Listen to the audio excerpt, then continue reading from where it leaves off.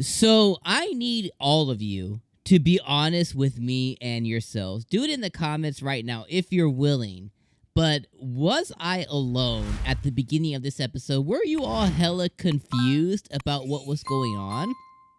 Like, I think for the first third of the episode, I was like, yo, what the F is going on with Karyl specifically? Obviously, that's definitely the one that I was going down, right? With her putting on her new glasses or whatever. I don't have any glasses to reenact it, but with her putting on her glasses or her shield guard on her face, and then with going out and doing the bidding of the fake queen. And there's a few questions that I had immediately from the episode starting, right? So before, there was two 𝐜𝐡𝐚𝐧𝐬𝐸, or whatever, right? There was two fake kitty girls. Then one of the fake kitty girls last week brought Karyl into the mix and like beamed her to herself. I was like, okay, I get all that. This week we don't really touch on any of that, and we don't really go over any of that. But suddenly it's just the one fake kitty girl, fake lady girl, and then you have Karyl doing her bidding. All right. The what the F moment with what was happening during the episode came to light the last third of the episode, where we found out that Kitty Girl was manipulating her like a puppet, right? So she was doing things quote unquote willingly, but she was being I guess you could say supported or controlled by Kitty Girl with the little puppet doll stuff, right? So that all kind of came to light. So at the the beginning, what the heck's happening? And okay, that totally makes sense. So I kind of get what was going on there. Then what I'm assuming is somewhere in the middle, Yuki's memories are because he's incomplete. He's in an incomplete state still, right? A lot of his memories came back. He was able to remember kind of like his original party. He was able to remember being put down into comatose. He remembered kind of being put into the redive, but really, that's kind of where his memories stopped. Now, he was able to kind of regain some of what he was before. Now, because he can actually speak and have a full-on blown conversation. He can sound pretty intelligent now, which is a far cry from the noises and eating a coin where he was just a season ago, right? So he's made a lot of progress, but I'm assuming that his memories bopped him in the head and it all kind of came flooding back to him, which is maybe why he suddenly passed out, is maybe he's remembering some of his past redives, which we don't know how many redives. And if you know specifically, let me know in the comments. Unless it's spoilery, then don't let me know. But nobody really knows how many redives he's gone through before. We can guess that the party he's with now, they keep showing it to us. But we can assume that they died, and then he kind of got redived again to redo it one more time with this party. So you can assume he's redived at least 3 times, maybe 2 times, 3 times, something like that, for sure. Maybe it's more, but we know something hit him in the face, and he passed out from that. Then we finally have, Peccarine finally willing to come out and announce that she was the princess in front of everybody. The whole time, if you were like me, you were probably wondering, like, yo, where the hell is Kokoro? Where the hell is Yuki at? I figured that they would come burst onto the scene right next to her and, like, let's kill Kitty.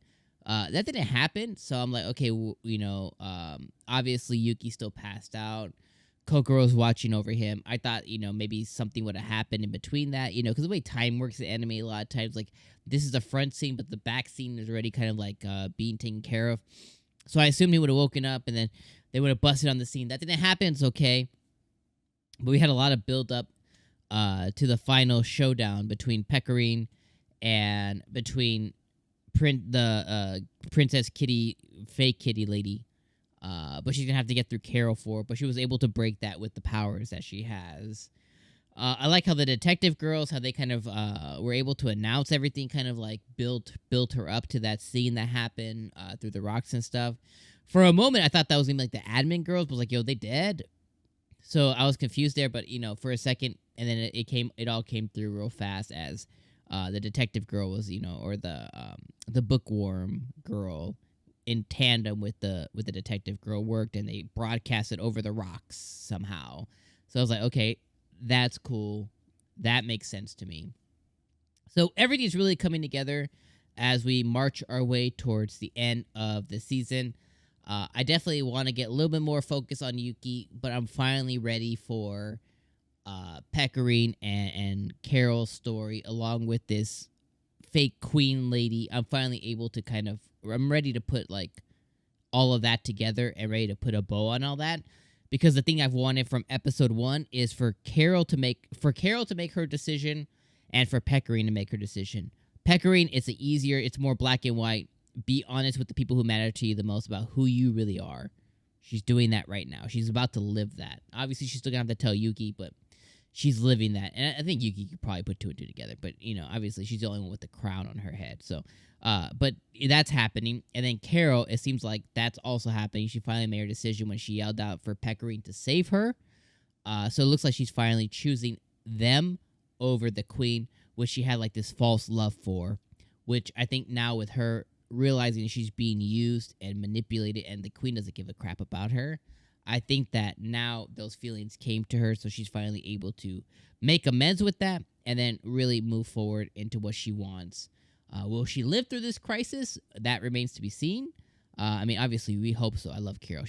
Karyl's my favorite character in the anime, but I hope that she does. But very ready for all of that story to kind of finally come to fruition and finally, come together there, especially with the love that Karyl and Peccarine have for each other, which probably not a romantic level, but like a really friendship, familial, family level, and I'm all ready for it. Love this anime. Love the Sakuga. I know it's about to pop off next week when the final showdown between the queen, fake queen, and Peccarine comes to close. The Sakuga gonna be lit, and I am ready for it. And I'm also ready to see Yuki step up and be the hero that we need. All right, let me know what you guys think in the comments down below. I hope that you guys answered my first question about confusion.